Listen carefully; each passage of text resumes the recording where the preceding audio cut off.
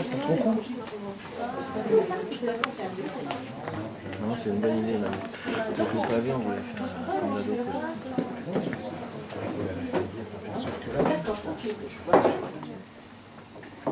C'est bon, c'est parti là? Ouais. Bonsoir. Bonsoir. Bonsoir. Alors avant de commencer cette conférence, il faut que je vous raconte rapidement comment elle s'est faite. Si vous voulez, en fait, les conférences gesticulées, ceux qui en font, ils sont passionnés d'un sujet et ils ont envie de le raconter à tout le monde pour leur expliquer ce qu'ils ont compris. Et donc moi, comme beaucoup d'autres, je suis allé dans les formations où il y a Franck Lepage et d'autres. Et j'aurais dit que je voulais expliquer, faire une conférence sur l'économie, pour expliquer ce que j'avais compris de l'économie.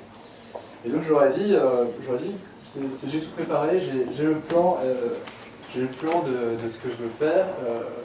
C'est pas, il n'y a plus qu'à vous m'aider à le mettre en scène. Quoi. Donc je leur ai présenté ce plan, et ils m'ont dit que j'avais peut-être pas cerné très bien le concept de conférence gesticulée. Du coup, on a été obligé de retravailler un peu la forme, tout en conservant le fond. Et donc ce soir, vous n'aurez pas droit à la conférence s'appelant « Analyse des comportements d'intérêt particulier dans une économie à concentration capitalistique et à masse monétaire constante ». Vous aurez droit à « Économie, mon amour ». Pognon, sexe, jeu. Donc si je viens vous parler de ça, c'est parce que je suis passionné d'économie. Je suis vraiment passionné d'économie. Enfin, il y en a qui adorent le parapente, le football, enfin, il y a plein de choses, c'est super. Moi mon truc, c'est l'économie. Pour en parler toute la nuit après, si vous voulez. Enfin, vraiment, j'adore ça. Et en fait, le fait d'être passionné d'économie fait de moi un capitaliste.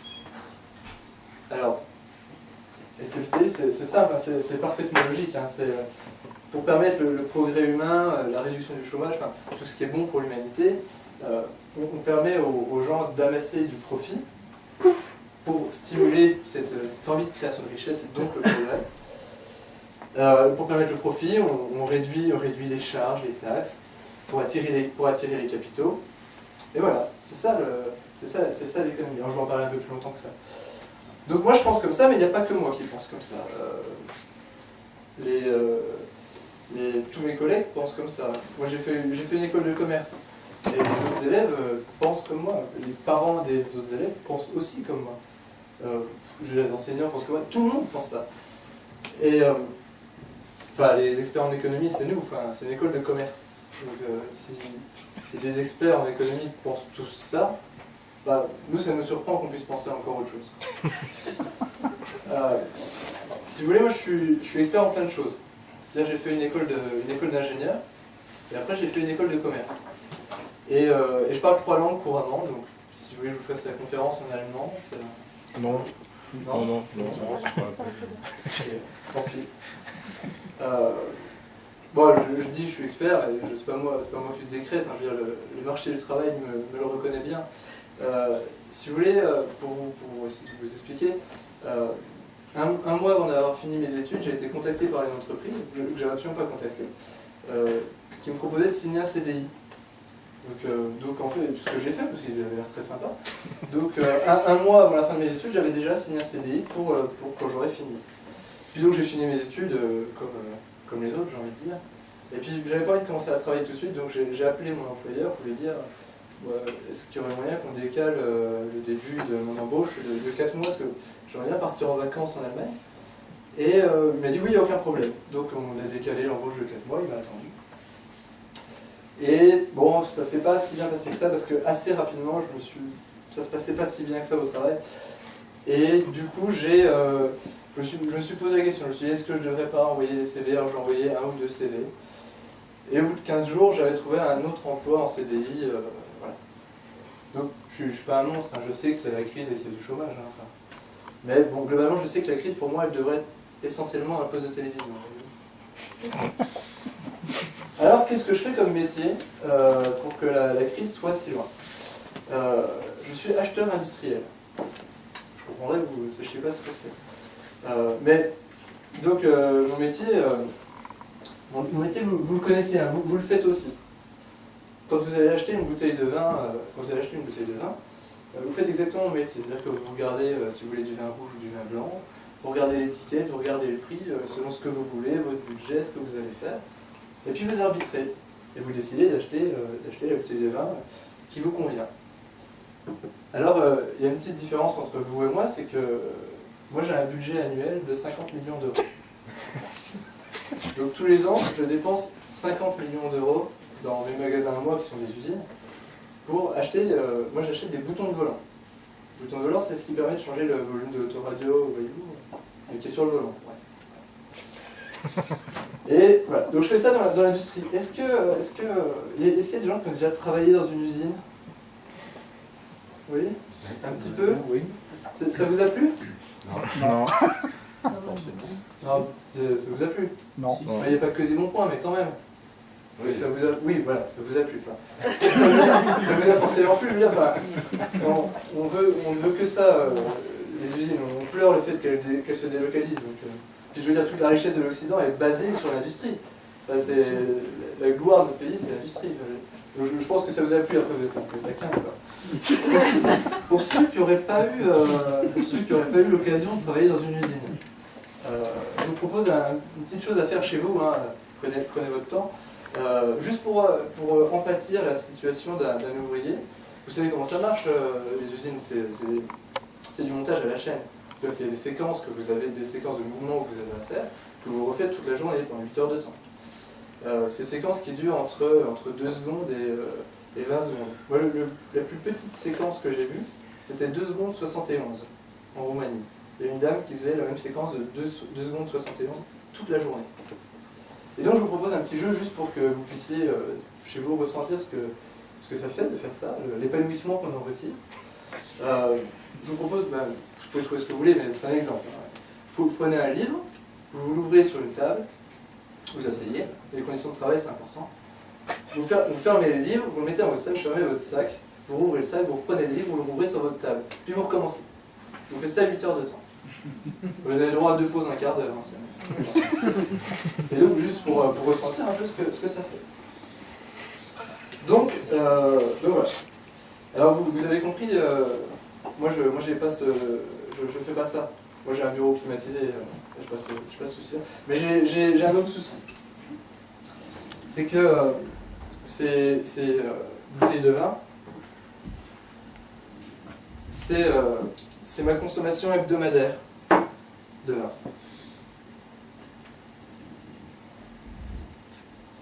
Enfin, quand je dis hebdomadaire, c'est la semaine MEDEF, hein, juste les 5 jours travaillés.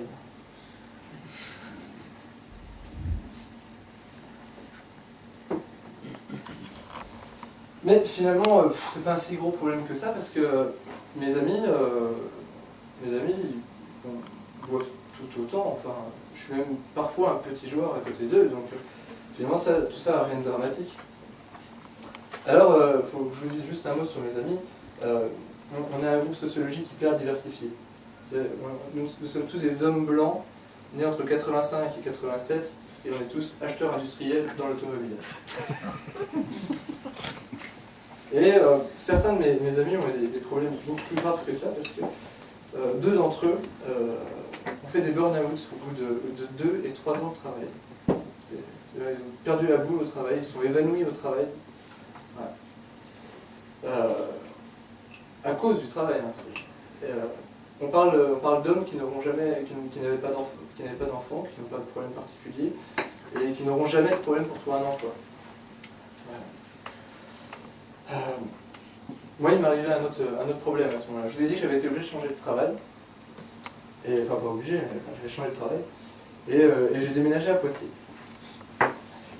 Et vous savez comment c'est quand on change de ville, on cherche un appartement, on passe des coups de fil, on visite des appartements. Et en fait, en faisant ça, j'ai rencontré une fille. C'est un peu plus compliqué parce que, en fait, c'est pas cette fille qui m'a fait visiter son appartement, c'est une copine à elle. Et en fait, en sortant de l'appartement, je suis poli, quoi, j'envoie un texto à cette fille qui s'appelle Camille, et je lui envoie un texto, je lui dis merci pour la visite de l'appartement, il ne me convient pas, voilà, merci, au revoir. Elle m'a répondu pour me remercier, de la remercier, enfin, de la tenir informée. Puis du coup, je l'ai remercié de me remercier, Et j'en ai profité, je lui ai demandé ce qu'on pouvait faire à Poitiers, parce que je ne connaissais pas la ville, tout ça. Puis il m'a dit, bah, ça dépend, vous aimez quoi? Puis là, je lui ai répondu, ça dépend, vous aimez quoi? Et bref, comme ça, on s'est envoyé, mais bah, il s'est vraiment passé quelque chose qu'on s'est envoyé, je sais pas, peut-être 200 ou 300 textos par jour. Enfin, je dis toujours un chiffre, mais j'en sais rien. Enfin, on était accrochés à notre téléphone, je pouvais pas envoyer un message sans en recevoir un. Enfin, j'avais pas le temps de répondre au premier, que j'en avais déjà un. Enfin, c'était absolument incroyable. Dans une semaine, ça s'est pas arrêté, quoi. Et donc on voyait bien qu'il se passait quelque chose, donc on a décidé de se rencontrer à la fin de cette semaine. Et on a passé le week-end ensemble. Alors là, ça a été un peu comme un choc des civilisations, si vous voulez. Parce que cette fille, elle a grandi, elle est pianiste, et elle a grandi dans une ferme bio. Et pour essayer de vous expliquer, vous montrer un peu le choc des civilisations, si vous voulez, elle était à moitié anarchiste, moi j'étais complètement sarkozyste. Et puis, elle était à moitié communiste, moi j'étais complètement sarkozyste, quoi.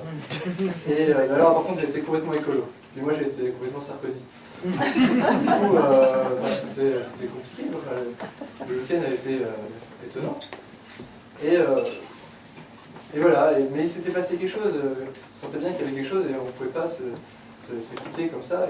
Mais elle m'a prévenu, elle m'a dit, je te préviens, si on reste ensemble, puisque donc on s'est mis ensemble, tu vas finir par élever des chèvres dans la montagne, quoi.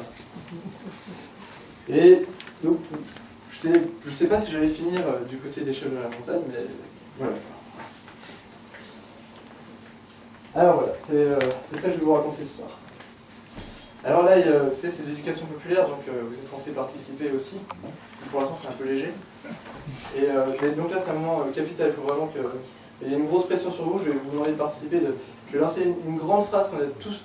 Normalement, on l'a tous entendu, c'est vraiment pas difficile. Mais il faut que vous arriviez, faut que vous terminiez la phrase en chœur, parce que sinon la soirée est foutue, quoi. C'est important. Vous êtes prêts? Ouais, ça va. On le sait tous, l'objectif économique de la France, c'est la croissance. La croissance. Vous savez tous, non? On entend tout le temps, non? Alors la croissance, qu'est-ce que c'est? La croissance, c'est l'augmentation annuelle du PIB, c'est-à-dire la richesse produite dans le pays. Alors cette définition nous dit deux choses. Déjà, c'est une augmentation. Donc ça veut dire que si on a 0% de croissance, ce qui est le désastre absolu en économie, ça ne veut pas dire qu'on ne produit plus rien, ça veut juste dire qu'on ne produit pas plus que l'année d'avant. Pour information, l'année dernière, on a produit en France pour 2000 milliards d'euros. Si on divise ça entre tous les Français, mais tous, je veux dire les bébés, les vieux, tous, ça fait 30 000 euros par personne. Donc 0% de croissance, ça veut simplement dire que l'année prochaine, vous n'aurez pas plus de 30 000 euros. C'est déjà nettement moins dramatique. Ensuite, ça dit une deuxième chose, c'est une augmentation annuelle. Alors, qui dans la salle a une voiture qui aurait été construite il y a plus d'1 an? Bonne partie, a priori. Et qui habite une maison ou un appartement qui aurait été construit il y a plus d'1 an? Vous n'avez pas des questions faciles, hein? Alors, ça veut dire une toute petite chose, c'est-à-dire que si, même si on avait zéro production l'année prochaine, je ne dis pas 0% de croissance, vraiment zéro production, vous auriez tout de même une voiture et une maison. Donc c'est-à-dire que tous les ans, on veut produire encore plus, mais on veut produire encore plus en accumulant avec ce qui reste des années précédentes. Donc l'accélération est encore plus forte. Mais bon, tout le monde fait comme ça, tout le monde, tous les pays ont pour objectif la croissance. Alors, pas tout à fait. Il y a un pays qui l'a pas. Ça s'appelle le Bhoutan, je ne sais pas si il y en a qui a entendu parler. Le Bhoutan avait cet objectif de croissance. Et ils ont décidé que ça ne convenait pas à la population et ils ont défini un nouvel indicateur. Et cet indicateur, c'est le BNB, le bonheur national brut. Et suite à ce changement d'indicateur, les deux premières lois qu'ils ont fait passer, ça a été de passer l'intégralité de l'agriculture à l'agriculture biologique. Et la deuxième loi a été d'interdire la publicité. il n'y a plus de publicité dans les rues au bout. Alors c'est des choix, on peut y réfléchir.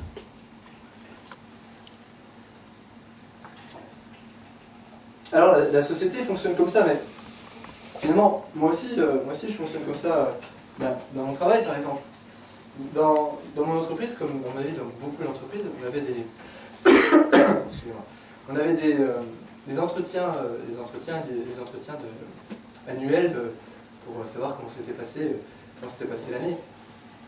Alors bon, chez nous, ces entretiens, on n'appelait pas ça entretien individuel, on appelait ça plan de développement personnel. Ça signifie que mon entreprise s'intéresse à mon épanouissement et c'est quand même très sympathique. Et donc pendant ce plan de développement personnel, on ne s'intéresse pas à si ça s'est bien passé l'année d'avant. On s'intéresse à une seule chose, c'est comment je pourrais faire mieux l'an prochain.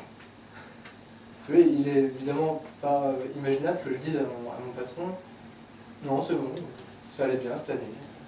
Je n'ai pas vraiment besoin de m'améliorer. » C'est normal que ça ne me convienne pas, parce que je suis dans une entreprise qui cherche à être le plus excellente possible tout le temps. Si moi je ne cherche pas à l'être, ça ne peut pas coller. Donc évidemment, je cherche à m'améliorer.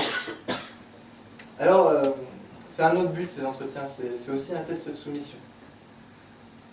Parce que, si vous voulez, dans ces entretiens, il n'y a que moi et mon manager. Et comme on est une grande famille, et que c'est pas du tout les hiérarchies liées, mais c'est très symbolique. Et donc, si vous voulez, on va donner notre avis sur l'autre dans l'entreprise, moi je vais donner mon avis sur le patron, puis lui sur moi, on va échanger là-dessus. Il faut bien commencer par quelqu'un, donc je vais d'abord donner mon avis sur mon patron, et puis après, lui, il me donnera son avis sur moi. Donc ça, on peut échanger librement. Et de toute façon, il me l'a dit très clairement, Adrien, tu dis ce que tu veux, de toute façon, ce papier, personne ne le lira. On le remplit, une fois qu'il est rempli, on le range dans le bureau du DRH, mais je veux dire, personne n'aura accès à ça. Donc voilà.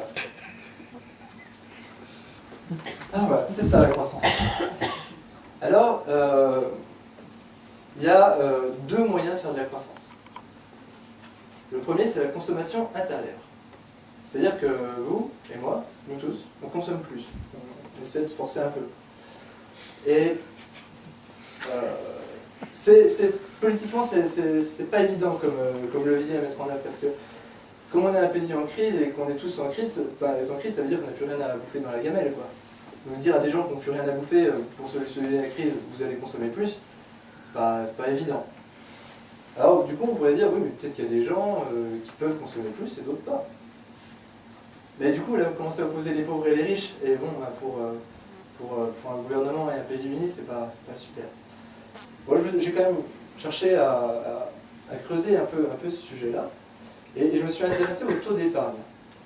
Alors le taux d'épargne, c'est le pourcentage de vos revenus, le pourcentage des revenus, que chaque année on met de côté.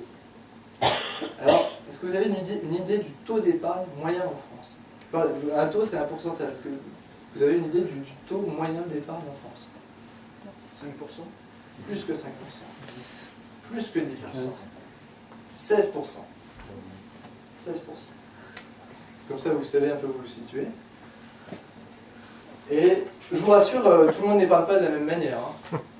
Le quart des Français les plus riches épargnent 25% de ce qu'ils gagnent.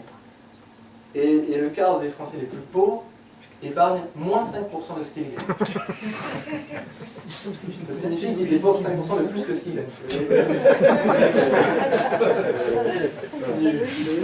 Alors, j'avais lu une thèse à ce sujet, et la personne proposait une hypothèse pour expliquer cette différence d'épargne entre les pauvres et les riches. Je vous la soumets, vous ferez votre avis.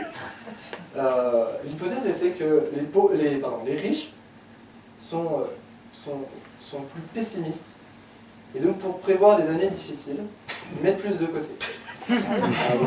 Raisonnement inverse, les pauvres sont plus optimistes, ils n'ont pas besoin de mettre de côté. Après, je ne sais pas s'il a eu le diplôme, moi. Voilà. Mais bon, finalement l'épargne, on s'en fiche. L'épargne, on s'en fiche parce que ça n'a strictement strictement aucune influence sur l'économie. Je vous explique pourquoi. Prenons par exemple Catherine. Catherine gagne 10 000 euros par an. D'accord ? Première année, Catherine gagne 10 000 euros, elle ne met pas d'argent de côté, elle va dépenser ces 10 000 euros. Donc elle contribue à l'économie, elle permet un PIB de 10 000. Deuxième année, Catherine gagne toujours 10 000, tout va bien. Mais cette année, elle arrive à mettre 2 000 euros de côté. Catherine va donc créer un PIB de 8 000.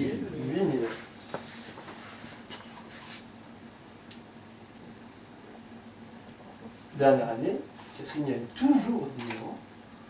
Elle a décidé de faire des folies, elle dépense l'épargne de l'année d'avant, et donc elle va permettre un PIB de 12 000. Moyenne sur les 3 ans, 10 000, qu'elle ait épargné ou pas, n'a strictement rien changé à son impact sur la société. Et on est quand même très nombreux, je veux dire. Donc il y en a qui épargnent, il y en a qui dépensent plus. L'épargne n'a aucun impact sur l'économie. Alors il y a d'autres personnes, d'autres économistes, pas que, qui pensent étonnamment le contraire, qui pensent que l'épargne c'est la plaie de l'économie, qu'il faut absolument lutter contre l'épargne. Alors je vais vous proposer un autre jeu pour essayer d'appréhender l'autre façon de penser. En voici une, je vais vous proposer un jeu pour appréhender la suivante, puis après vous choisirez vous-même ce qui vous convainc et ce qui ne vous convainc pas. Alors, je vais avoir besoin de 3 volontaires pour venir sur scène avec moi. Il n'y a pas de brimade, c'est facile comme tout. Je vous en supplie, venez vite. Moi je veux bien. Un, venez. Deux. Je mets où? Si vous pouviez me mettre en ligne, là, pas trop loin. Est-ce que je peux avoir un 3e volontaire? Ou une volontaire. Mireille. On ne peut plus avancer, hein. Il faut un sacrifice. Merci. Alors, le jeu est le suivant. Nos invités qui s'appellent Lambert. Lambert. C'est mon prénom. Si, au cas où tu te poses la question. Non, mais moi je t'appellerai comme tu me dis de toute façon. Je t'appelle Lambert. Ça va. Ingrid et Bernard. Donc, Ingrid, Lambert et Bernard vont être 3 agents économiques qui vont échanger et ils vont avoir l'occasion de faire de l'épargne ou de ne pas en faire comme ils le veulent, c'est eux qui vont décider. Et on va regarder l'impact que ça a sur le chiffre d'affaires de leur nation à 3 agents économiques. D'accord? Alors, Lambert, si tu es d'accord, tu vas être boulanger. Très bien. Ingrid, tu seras maçon. Maçonne, je ne sais pas trop comment on dit. Pourquoi maçon, ça tombe toujours sur une fille. Ça. Et Bernard, tu seras médecin. Tu es d'accord? Alors, parfaitement par hasard, je vous donne vos revenus de l'année 1. T'as combien toi? Le boulanger a 5. Et les médecins, il y en a quand même pas mal. Hein. Le maçon a 5 et le médecin a 20. On n'a pas fait la même voie. Ah ben, c'est pour ça qu'il fallait se mettre en dernier. La pauvreté, c'est une fatalité, c'est pas... Oui, mais je suis optimiste, On est monsieur. optimiste. Oui, bon, c'est bien. J'espère qu'il y a Donc, refais le compte un peu le temps. Donc, première année, on a eu nos 3 agents économiques ont eu les chiffres d'affaires suivants, et on peut donc conclure qu'en première année, on a eu un PIB de 30. D'accord? Tout va bien? Alors, je vais vous demander d'être hyper rigoureux. Mettez toutes vos pièces dans une main, s'il vous plaît. Ça va pas rentrer. Ça va, j'ai des comptes. Et je vais vous demander à tour de rôle de dépenser votre argent dans les bols des autres. Alors c'est très important, l'argent que vous recevez, ça va dans le bol, et l'argent que vous aviez au départ du tour reste dans la main. Parce qu'à la fin, je vais vous demander combien vous avez reçu, ce sera ce qu'il y avait dans le bol, et combien vous avez épargné, c'est ce qu'il y a dans la main. Donc, Lambert, est-ce que tu peux dépenser, nous dire ce que tu achètes, ce que tu n'achètes pas acheter. Donc tu as le droit de garder de l'argent si tu veux, tu fais comme tu veux. Allez, moi je veux une belle maison, donc je mets 3 pièces chez Ingrid. Puis comme je suis jeune, je mets que 1 chez le médecin, puis j'en garde 1 pour moi. Tu vas tomber malade, fais gaffe. Ça va, ça en plus ça. Est-ce que le maçon peut dépenser son argent? Oui, moi j'ai besoin de m'acheter pas mal de pain pour les casse-croûtes du midi. Donc je vais en dépenser moins 2. Et puis je suis tombée, probablement j'ai dû me faire mal, il a fallu que j'aille voir le médecin plusieurs fois. Ah, voilà. Donc 2, et puis j'en garde un, Au je cas ne où. sais jamais. Bah oui, t'as raison. Ça me fait très mal. Est-ce que le Tu t'es médecin, vraiment fait mal, par contre. Tu étais malade. c'est un médecin ou un commercial? Est-ce que le médecin veut dépenser son argent chez ses collègues? Moi j'ai vraiment envie d'une très belle maison. Parce que je suis blindé, donc je vais mettre 10. 1, 2, 3, 4, 5, 6, 7, 8, 9. Alors ce jeu est rigolo quand les gens disent qu'ils achètent, mais ça devient nettement plus long. Bon, allez, j'aime bien bouffer, donc Ouais. je vais acheter 5. D'accord. 1, 2, 3, 4, 5. Par contre, 2, 4. Comment il m'en. T'as pas rendu la monnaie, ça? Éviter les magouilles au premier tour, c'est quand même très frustrant. Non, c'est pas grave. il me reste Non, mais voilà. quatre. Non, mais en même temps, j'ai un peu peur de l'avenir parce que c'est la crise, du coup, je vais garder Ouais, 4. t'as bien raison. Je vais épargner, c'est Donc, important. moi je suis le fisc, et je vais vous demander à chacun ce que vous avez épargné. Donc, est-ce que tu peux me dire combien tu as gagné cette année? Donc, on peut le lac dedans. J'ai gagné 7. Tu as gagné 7, très bien. Et tu avais épargné J'ai 1. épargné 1. Est-ce que la maçon peut me dire sa fortune? 14, de gagner 14. Tu as épargné Un. 1. Est-ce que le médecin peut nous dire combien il a gagné? Moi, j'ai rien gagné du tout. Est-ce que quelqu'un peut remplacer On en a Bernard? On en a mis 3, moi, dans mon. Tu as gagné 3. Ouais.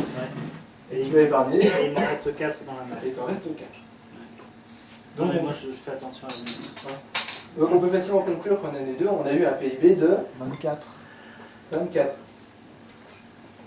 Donc on a une baisse du PIB avec les bas. La démonstration précédente était totalement d'accord avec ça. On n'est pas, ça baisse, mais ça va se rattraper. Tout ce que je vais vous demander à ce tour-là, c'est de ne pas faire d'épargne. On n'a plus le droit de faire d'épargne. Donc vous allez dépenser tout ce que vous avez chez vos collègues. Donc vous pouvez remettre toutes vos pièces dans votre main pour toujours dissocier ce que vous avez gardé et pas gardé. Ah ben non, si on ne fait plus d'épargne, pardon. Mais donc voilà. Donc est-ce que le boulanger peut dépenser tout ou partie de sa fortune? Je me suis cassé le talon en atterrissant droit dans le dos sur une colline. Ça me rappelle quelqu'un. Faut pas être doux et bon. C'est vraiment- Inflammation de partout. Et t'as pas dit Non, c'est pas du tout. Est-ce que le maçon peut La chaussure dépenser conchière, quoi. tout ou partie, tout son argent? Et puis Oui, pourtant, il alors marque le moi talon. je me suis quand même toujours fait un peu mal, donc un peu plus que l'année dernière, puisque je me suis parmi, donc je vais dépenser 4 chez le médecin. Et puis il a fallu Baguette. que je mange, hein, donc voilà, tout le reste. Est-ce que le médecin peut dépenser toute sa fortune? Ouais, donc ce que j'ai gagné plus ce que j'ai dans la main. Non, pas ce que tu as gagné, pas Plus ce que j'ai dans la main. ce que tu avais au début du tour. Ouais, bah, j'ai Dans pas la main. beaucoup. Hein. Donc, t'avais bah, quatre. moi, j'ai une très belle maison, mais ça coûte cher en entretien. Ouais. Donc je vais mettre 4. Et ensuite, je vais mettre 3 pour m'acheter de la bouffe parce que c'est important la bonne bouffe. D'accord. Très bien. Alors, dernier tour du fisc. Est-ce que le boulanger peut me dire combien il a gagné? On peut te le dire, ça a l'air plus vite. 4 pour le maçon. 14. 14. Ah, je suis gavé. 12, je suis trop riche. 12. Ouais, enfin, je suis quand même moins riche qu'au début, mais j'ai une belle maison, donc c'est quand Oui, même pas c'est mal. bien, t'as J'ai bien accumulé du mangé. patrimoine. Ouais. Année 3, nous avons un PIB de 30. Donc déjà commencer par remercier nos candidats.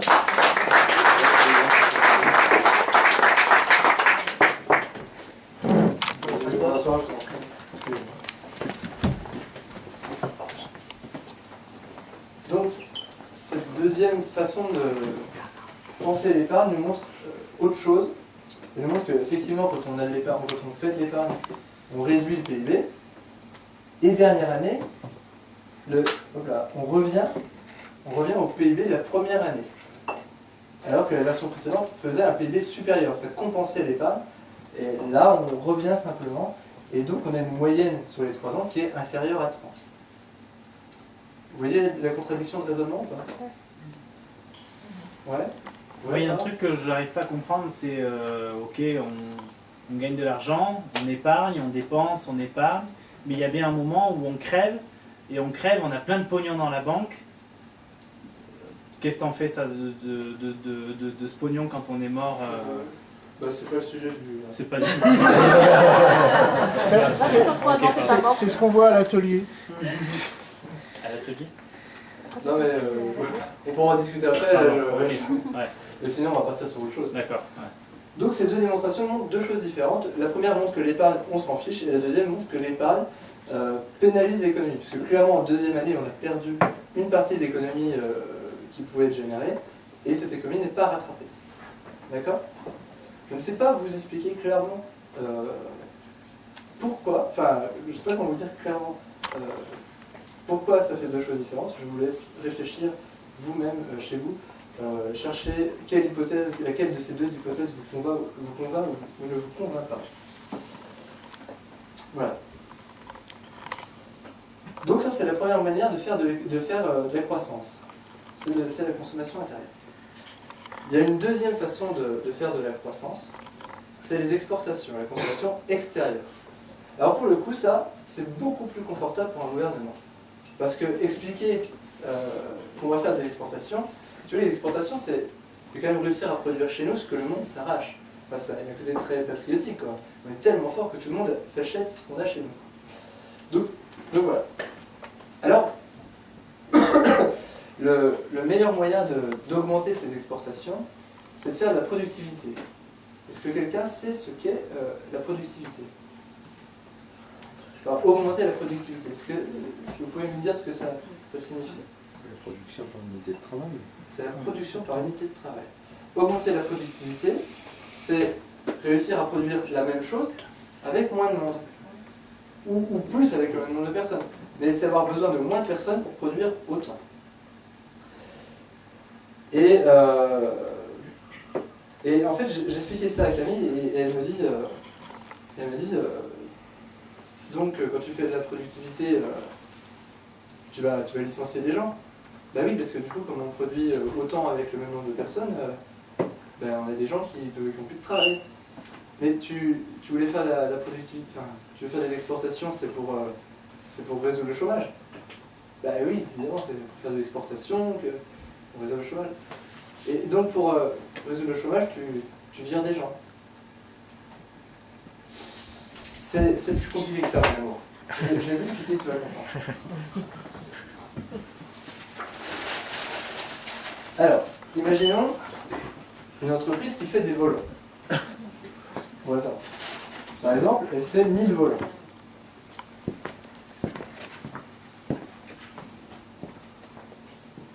Pour faire ces 1000 volants, on prend des chiffres simples, elle a besoin de 100 personnes.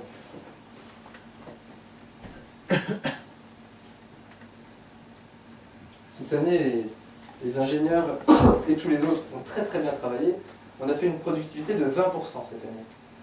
Donc, pour faire 1000 volants, l'entreprise n'a plus besoin de 100 personnes, mais de 80. Ah oui, on a licencié des gens, c'est vrai. Sauf que l'année suivante, nos volants sont plus compétitifs, et donc on gagne des parts de marché. On ne fait plus 1000 volants, on en fait 1500. Et donc, comme il me fallait 80 personnes pour faire 1000 volants, pour faire 1500 volants, il m'en faut 120. Voilà comment la productivité permet de créer des emplois. Et alors, Camille, elle est un peu particulière parce qu'elle est comme une sorte de sixième sens. J'avais beau lui démontrer quelque chose qu'elle ne sent pas, si elle ne le sent pas, elle ne le sent pas. Donc j'ai creusé, j'ai essayé de lui dire, t'es pianiste, mais tu vas comprendre quand même. Et on va trouver une solution. Et donc j'ai creusé, cherché des solutions, des façons de l'expliquer. Puis elle m'a dit, oui, bon, et les concurrents, ils deviennent quoi dans tout ça? Alors, vous savez combien il y a d'entreprises qui font des volants dans le monde? Il y en a 3. C'est la libre concurrence. Donc, bon là on va faire que 2 parce que sinon on en fait 2. La deuxième entreprise, par le plus grand des hasards, a également 1000 volants à produire par an. Donc juste pour, si ça vous fait rire, je sais pas, vous savez qu'on produit 27 000 volants par semaine en Europe.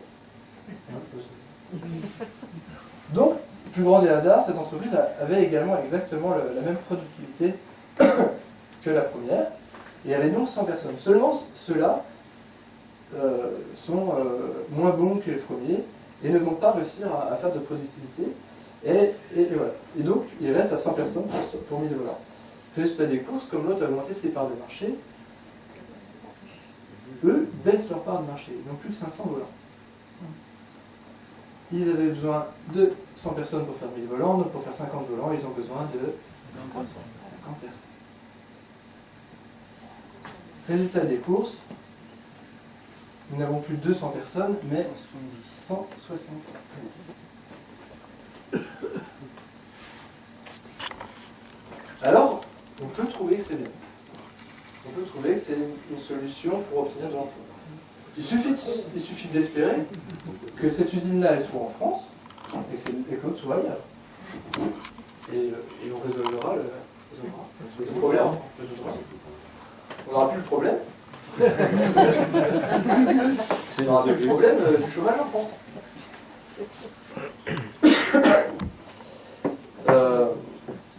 Alors, la théorie économique ne s'arrête pas là.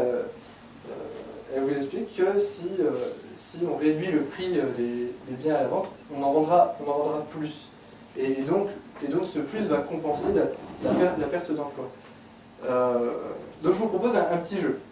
Un tout petit jeu. Qui a un matelas ici? Qui a un matelas? Si vous pouvez lever la main. Non, pas ici, chez vous. Qui a un matelas? Vous n'avez pas de matelas? Ok, alors combien ça vaut un matelas? Prix moyen d'un matelas? 500, 600. 500, on part sur 500, c'est un matelas moyen, 4,4 personnes, enfin c'est moyen. Alors, un matelas moyen, 500 €. Alors, on va dire que les ingénieurs, les usines, tout le monde a très bien travaillé et qu'on a fait 5% de productivité. Ce qui est énorme, c'est vraiment bien. Enfin, de 2-3%, c'est déjà du bon travail, quoi. Donc là, on a fait 5%. Donc le matelas ne vaut plus 500, mais vaut 475. Qui déclenche un acte d'achat parce que le matelas a baissé à 475 €. On vient de tuer 5% des emplois de la filière. C'est votre batterie, tout.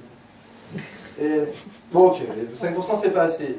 Allez, mais comme pour là, on fait 20% de productivité. Le matelas ne vaut plus 500, mais vaut 400 €. Qui achète un nouveau matelas? Un matelas. Bon, c'est bien. Un et demi. Deux. Allez, deux. Ouais, n'achetez pas tous non plus. Donc, on est combien? Je sais pas, on est peut-être une vingtaine. Ouais, quelque chose comme ça. Donc, on vient de supprimer 20% des emplois et on a vendu 2 matelas en plus sur 20. Voilà. Je suis pas sûr que ça comprend vraiment. Mais bon, c'est une démonstration qui a de grandes limites, on est d'accord. Hein, c'est pas.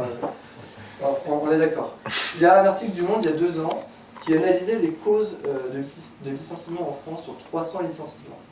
Et sur 300 licenciements, 3 étaient dus aux délocalisations, 3 étaient dus à la crise, parce que nous consommons moins, et 294 étaient dus à la productivité. C'est le Monde qui le dit, c'est pas moi. Alors, il y a une manière pour faire de la productivité sans supprimer les emplois. Mais elle est plus frontale. C'est de baisser le salaire des ouvriers. Si on les paye moins, on sera plus compétitif. Hop, on les licencie pas, ils gagnent un petit peu moins. Bon, voilà. Pour pas trop vous en mettre plein la vue au début de la conférence, je vous ai dit que j'achetais des boutons de volant, mais je n'achète pas que des boutons de volant. J'achète aussi des gaines chauffantes. Des gaines chauffantes, c'est quelque chose que vous mettez sous le cuir du volant pour chauffer le volant, pour pas avoir froid. Et donc, je suis allé visiter un fournisseur de gaines chauffantes en Hongrie. Et pendant cette visite, on devait visiter leur deuxième usine qui était en Ukraine. Et il y avait 5 heures, on a fait 5 heures de taxi entre les deux. Bon, 5 heures à parler de gaines chauffantes, il faut déjà chercher le sujet. Enfin, vite, on essaie de passer à autre chose. Et donc, pendant cette conversation, je lui ai demandé, je comprends pas parce que l'usine en Hongrie était relativement récente, ils étaient en Allemagne, ils sont allés en Hongrie, elle était relativement récente, elle était très compétitive, ils avaient quasiment tout le marché, c'est vraiment au top, quoi. Mais malgré tout, ils ont construit l'année précédente une nouvelle usine en Ukraine. Je dis, mais comment ça se fait? Vous venez construire une usine, vous êtes déjà compétitif. comment ça se fait que vous en construisez une autre tout de suite? Et il m'a expliqué en fait que leur premier client, le plus important, Bosch, leur avait expliqué que oui, ils étaient compétitifs maintenant, c'est vrai, mais que la Hongrie allait avoir un coût de travail qui allait augmenter, et que donc si vous voulez garder le marché maintenant, il fallait déjà être compétitif pour plus tard. Donc ils ont construit une usine au cas où plus tard ils ne soient pas assez compétitifs, voyez-vous. Donc ils ont construit un peu plus à l'est, en Ukraine. Donc Hongrie, 340 € par mois, c'est une moyenne. Hein. En Ukraine, on est plus à 170, 190. Voilà. Alors ça a commencé à me faire réfléchir un peu sur mon métier parce que, si vous voulez, moi je fais ça, j'aime pas acheter des gammes chauffantes et puis des boutons de volant, enfin, personne n'aimerait ça, hein, c'est super chiant. Personne n'aime ça dans ce que je fais, il y en a pareil qui est content d'aller acheter des bidules. Et ça a commencé à m'affecter parce que je me suis dit, en fait, si on veut retrouver de l'emploi et être compétitif chez nous, enfin, c'est pas quelques pourcentages qu'il faut, c'est pas quelques euros qu'il faut baisser les revenus des ouvriers et des autres. Il ne faut pas être compétitif maintenant, il faut être compétitif dans 10 ans. Donc si on veut être compétitif, il faut réduire le salaire de tous les ouvriers à 200 €, 150 €. Donc voilà. Après, si certains se disent, pourquoi pas, tiens, si ça donne du boulot à tout le monde, que tous les ouvriers gagnent 200 €, on n'a qu'à le faire. Alors il faut quand même bien se dire que si tous les ouvriers gagnent 200 €, des cafés en terrasse à 1 € le café ou des tomates à 4 € du kilo, il va s'en vendre nettement moins. Et donc les maraîchers, puis les serveurs, puis les cuisiniers vont aussi devoir baisser leurs revenus s'ils veulent vendre des trucs. Je me suis lavé cette semaine. Et ainsi de suite, si les maraîchers, les ouvriers, les serveurs baissent leurs revenus, ils vont moins consommer. Donc si on veut tous avoir du travail, il va falloir qu'on baisse tous nos revenus. C'est un effet domino, quoi. Voilà. Bon après, c'est ça, hein, la compétition économique. Vous savez comment c'est, une compétition, il y a beaucoup de perdants et un vainqueur. Quoi. Je ne sais pas quel pays va gagner la compétition, mais j'ai bien une idée de la classe sociale qui est en train de la perdre.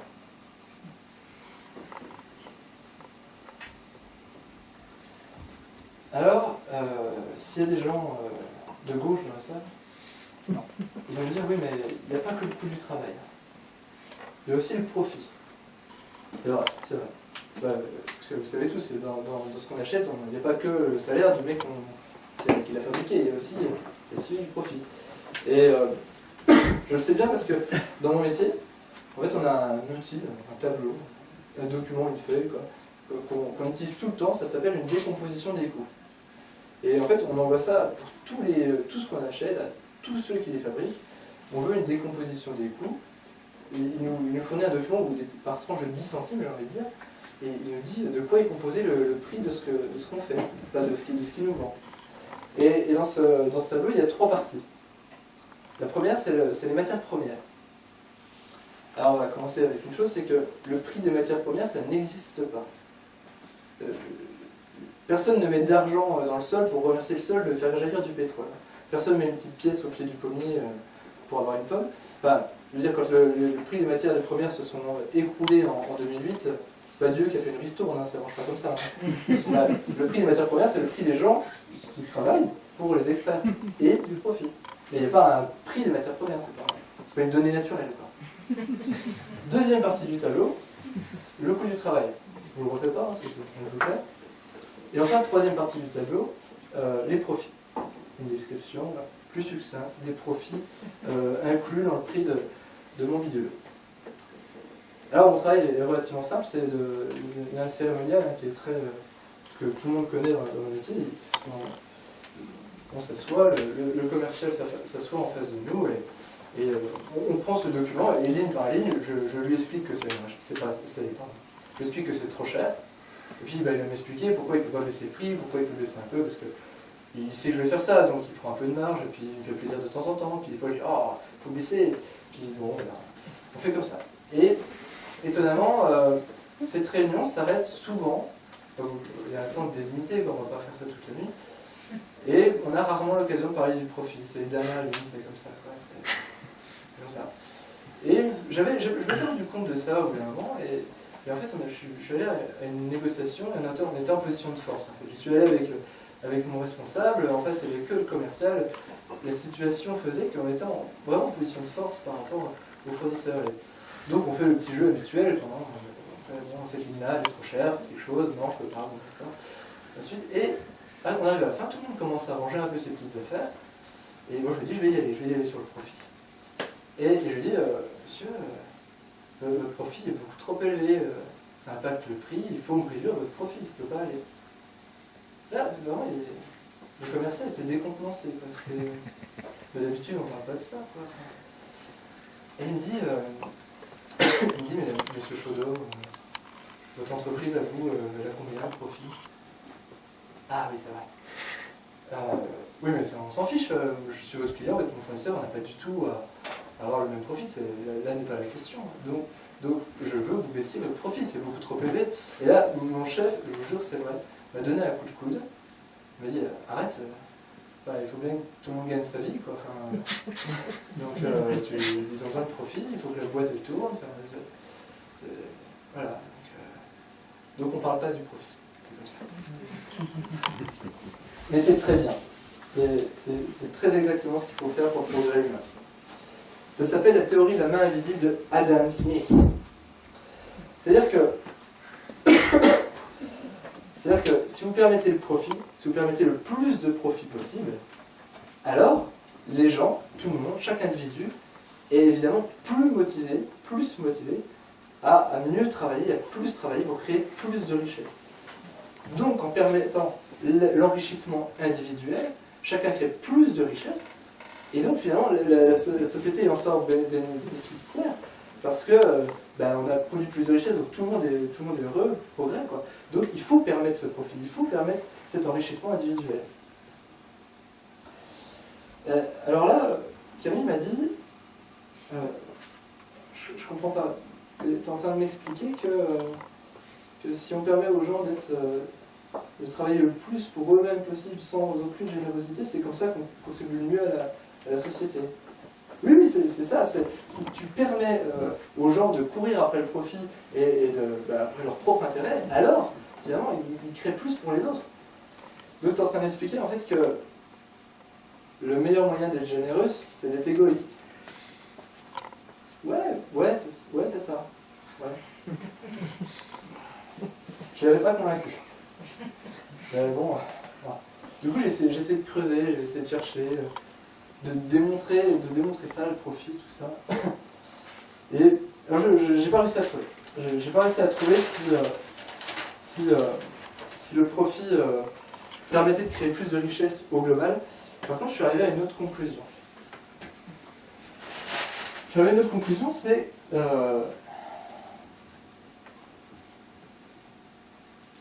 Une seconde, j'avais oublié de préparer cette feuille.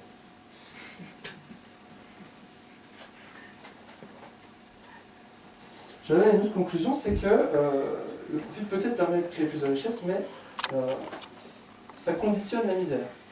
Si on a du profit, on a nécessairement de la misère.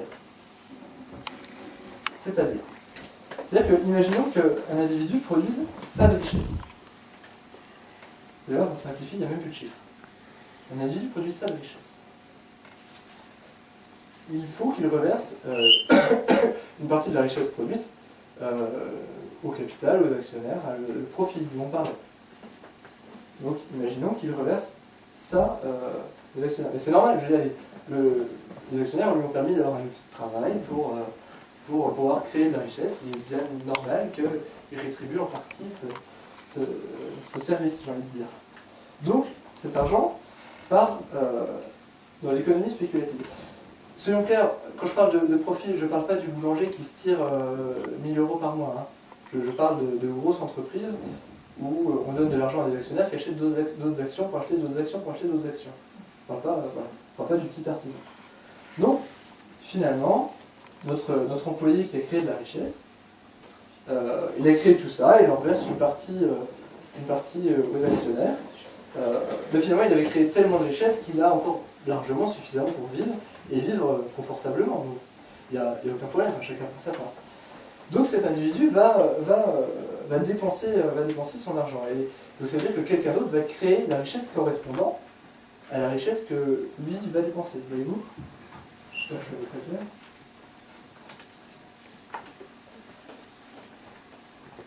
Mais cette personne, lui aussi, a un outil de travail et doit donner une partie des richesses qu'il crée aux actionnaires. Donc, à nouveau, vous avez une tranche de profit qui va dans l'économie spéculative. Même raisonnement, il lui reste ça de richesse, il a encore l'argent pour vivre, c'est vraiment pas un problème. Et donc, il va dépenser son argent, donc il va bien falloir que quelqu'un crée cette richesse. Et ce quelqu'un va également reverser une partie de ce qu'il a créé à ses actionnaires. Alors je ne vous le fais pas 10 fois, vous avez compris le mouvement, je pense. Fatalement, s'il y a un prélèvement de profit à chaque fois, les clients des clients gagnent de moins, enfin les fournisseurs gagnent de moins en moins d'argent. Alors, je ne sais pas si c'est le premier qui a pu assez pour vivre, je ne sais pas si c'est le deuxième, je ne sais pas si c'est le troisième, mais fatalement, il y a un moment où le mec qui bosse n'aura plus assez pour vivre. Donc, fatalement, si on est dans un système qui impose du profit partout, on aura nécessairement des gens qui n'ont pas suffisamment pour vivre. Alors, si jamais cette démonstration ne vous convainc pas, je vous propose un autre petit jeu. Est-ce que quelqu'un s'est dessiné dans la salle? J'aurais besoin que quelqu'un me dessine très très rapidement la carte du monde. Grossièrement, mais il faut qu'elle soit reconnaissable. S'il vous plaît, sacrifiez-vous. Sinon, je fais des rectangles. Ah ouais. Hier, ils sont mis à dessiner à 5, enfin c'était n'importe quoi. C'est vrai. Ouais, c'est vrai. Tu veux la carte? Ça arrive à faire globalement le monde, tout, pas le globe, enfin un planisphère, quoi. Le truc aplati. Et si on peut juste voir tous les continents, mais Alors, je suis avancé t'as en qu'à ce monde, vite. c'est pas de la pression. ça c'est l'Indre-et-Loire.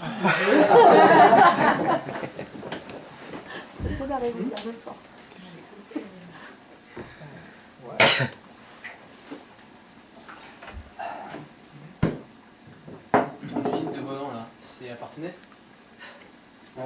C'est ça? Ouais. Enfin, c'est chez Montreuil, donc c'est juste à côté. Là, c'est Autolib. C'est bien, c'est filmé, putain. Faut que je le dise, non. Tu couperas au montage. Gros montage.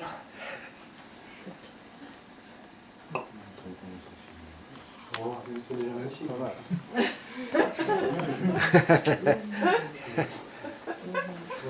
Faux cul. T'as pu filer un truc vertical pour dessiner le monde, hein. Bah, Faire ouais, horizontal, c'est pas cool. Faut voir avec la logistique. On va un peu ratatiner la Et au Sibérie. Japon. Oh, non, c'est- Oui, j'y pensais, mais j'avais plus s'il fallait que je le fasse par là. Et la Réunion alors? Et l'Antarctique. Oh, c'est parti. C'est On part toujours en live, ce truc. Soyez pas Hop. Ah, c'est les On a même les deux machins, il y a Voici le personne pôle Nord, la dessus. face On est où nous? Et Madagascar. Ouais, oh là là, il y a même la Chine et tout. L'Afrique est plus grande. L'Afrique est beaucoup plus grande. Ah bah faut voir avec mon dessinateur. C'est vrai que c'est un peu européocentré comme on dit. Alors je vous propose un jeu. C'est de deviner où sont mes fournisseurs, puis les fournisseurs de mes fournisseurs, puis les fournisseurs de mes fournisseurs. Vous voyez l'idée? Je vous ai un peu aidé. Moi je travaille à un partenaire. Ça va, tu balances pas tout quoi. Donc, moi je travaille à Poitiers. Je gagne 3 300 € par mois. Je vais chez mes fournisseurs qui sont En Roumanie. Roumanie, Ukraine, pardon. Hongrie, Enfin, à droite. Ukraine, Europe de l'Est. Donc je vais expliquer à ces gens-là qui sont en train de gagner beaucoup trop cher. Ils gagnent entre, pour le moins, 200 € par mois, ça monte à 400. Où sont les fournisseurs de mes fournisseurs? Chine. Chine. Nous allons directement en Chine. Chine, 50, 70 € par mois. Où sont les fournisseurs de mes fournisseurs chinois? En Afrique noire. En Afrique. Afrique noire. En Afrique. On est aux matières premières. Alors, évidemment, il n'y a pas que. Il y a le Bangladesh et les autres pays. Pour mes composants, qui sont des composants électroniques, tout va en Afrique. Alors en Afrique, on ne compte plus en euros. Hein. sais pas si vous avez vu, il y avait un reportage qui s'appelle Cache Investigation sur France 2, où il parlait de la production des téléphones. Et ils interviewaient un contremaître d'une usine, d'une mine en Afrique, et il expliquait assez fièrement que si vous donnez 2 beignets à un gamin, il peut travailler toute la journée. Alors, une fois de plus, pour pas vous en mettre plein la vue. De beigne, ça suffit. Pardon, de beigne. Je ne veux pas vous en mettre trop plein la vue. En fait, je ne suis pas acheteur que pour cette usine-là, je suis acheteur monde. J'achète aussi pour une usine aux États-Unis. Alors, je vous propose le même petit jeu. Où sont les fournisseurs de mon usine américaine? Au Mexique.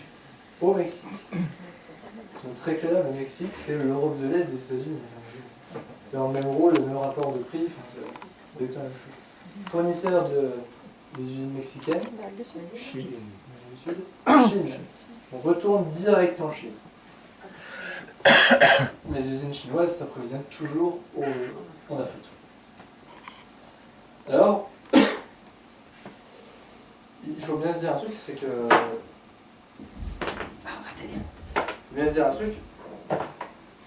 c'est que nous, les acheteurs industriels, on le sait ça en fait. On le sait bien que ce qu'on fait, on réduit le salaire du suivant, qui lui aussi joue à réduire le salaire du suivant. Enfin, on le sait ça. Je ne sais pas si vous vous souvenez, il y a eu un petit incident en Ukraine il n'y a pas longtemps. Et, une partie de l'Ukraine voulait se rapprocher de l'Union européenne. C'est un peu mal passé. Et en fait, à ce moment-là, on a fait une réunion dans l'entreprise pour réfléchir à quelles seraient les conséquences de cette crise ukrainienne.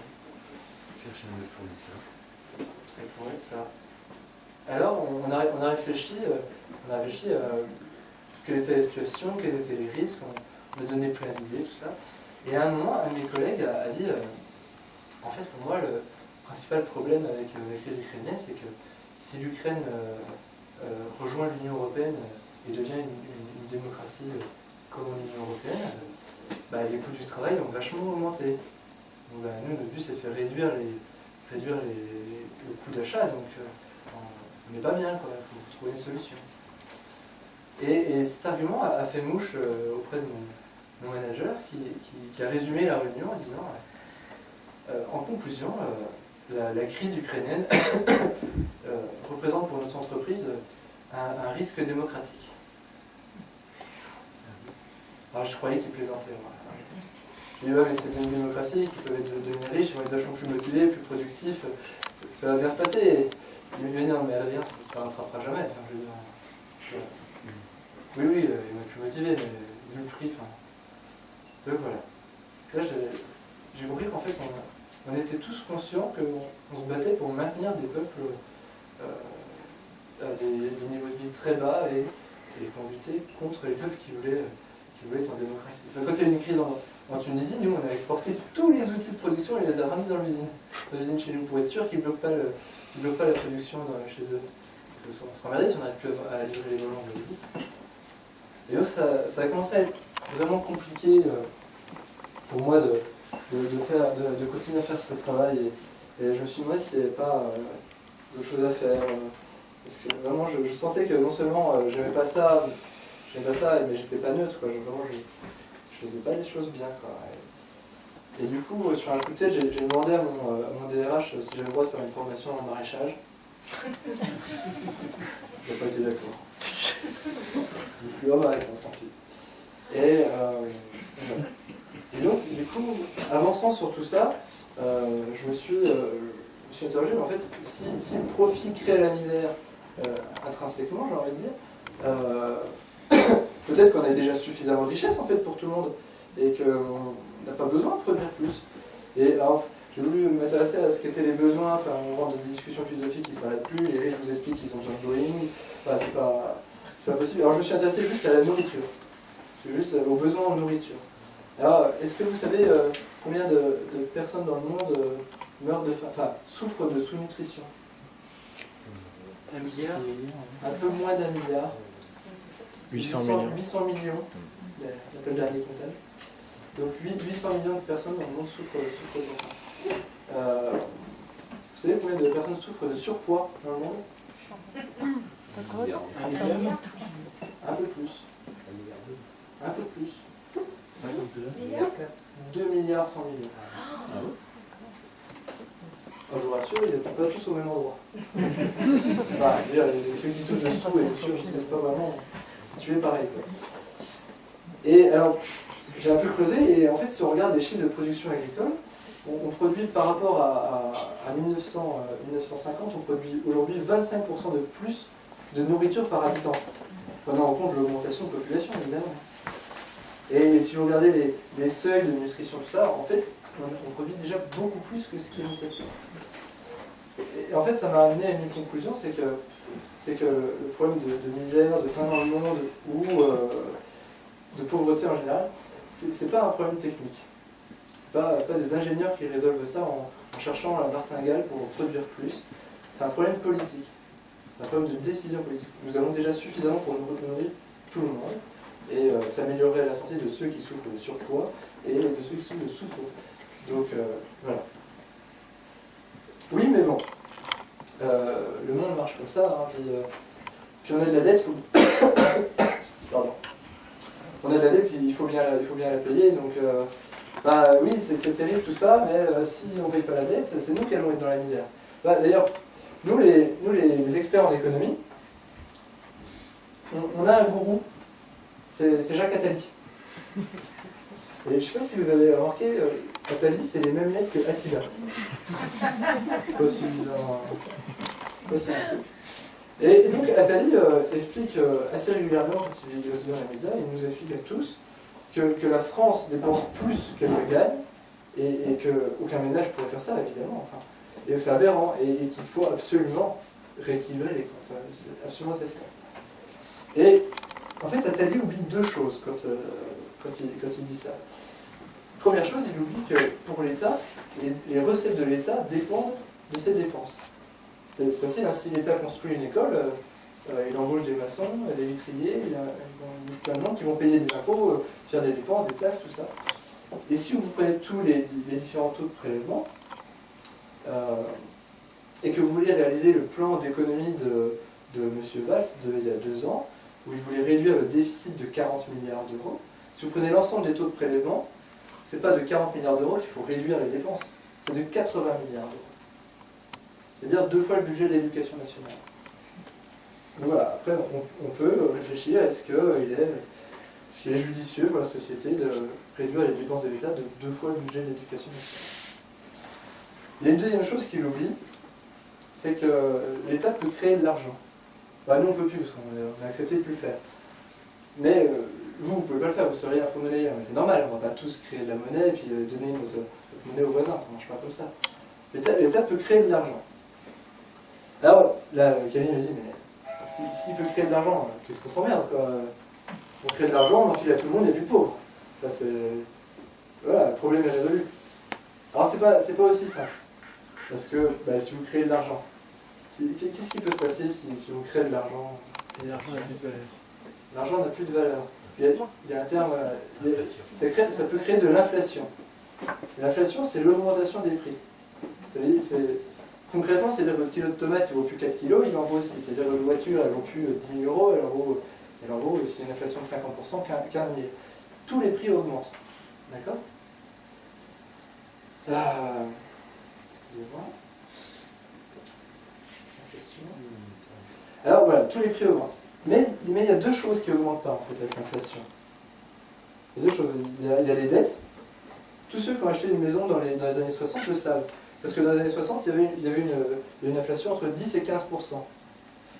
Et vous achetez votre maison, il y avait une inflation entre 10 et 15%, donc votre salaire augmente avec l'inflation. Puisque si les prix augmentent, c'est que votre coût est plus élevé. Enfin, ça va ensemble ces choses-là. Et donc quelques années plus tard, avec une telle inflation, votre crédit de 10 ans plus tôt ne vous coûtait plus rien, ne représentez plus rien par rapport à votre salaire. Donc cette inflation réduisait votre endettement. Et de la même manière, mécanique inverse, il y a un autre truc qui n'augmente pas avec l'inflation, c'est les épargnes. Si vous avez, je sais pas, 100 000 euros d'épargne et qu'il y a l'inflation, vous avez toujours 100 000 euros. Ça n'a pas augmenté avec l'inflation. Et donc concrètement, vous avez le même chiffre, mais la correspondance en richesse réelle, parce que l'argent c'est pas de la richesse, hein. C'est un symbole de richesse, on ne mange pas l'argent. peux démarrer un feu avec, mais c'est tout, quoi.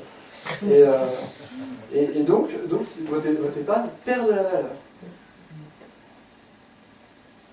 Donc globalement, l'inflation est plutôt nuisible, enfin gênante pour ceux qui ont de l'épargne et plutôt favorable à ceux qui ont des dettes. Alors nous, on a décidé qu'on n'aurait plus le droit de créer de la monnaie, on a délégué ce droit avec un certain nombre de pays européens à la Banque Centrale Européenne, la BCE, dont la mission principale est de maintenir l'inflation entre 0 et 2%. Elle fait très bien son travail, on est beaucoup plus proche du 0 que du 2. Donc on est aujourd'hui à 0% d'inflation, on a 10% de chômage. Dans les années 60, il y avait 10-15% d'inflation, il y avait le plein emploi. Moi quand j'en parle à mes parents ou aux parents de mes parents, ça avait l'air d'être une belle époque, tout le monde avait du travail, c'était facile de changer de travail.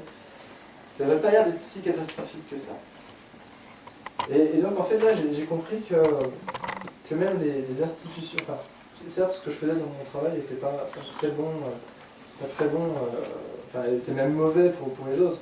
Puis en fait je savais que ce que faisait mon usine c'était pas bon non plus pour l'environnement, pour les autres. Enfin, je veux dire, mon usine déverse du cyanure dans les rivières en Pologne pour enlever l'aluminium du cuivre, voyez-vous. Enfin, parce qu'en Pologne c'est autorisé donc c'est pas gênant, quoi. Voilà, c'est comme ça. Et puis voilà, l'usine elle faisait ça et puis finalement je savais pas trop quoi faire parce que l'ensemble du système était en aucun cas fait pour permettre aux pauvres de s'en sortir mieux.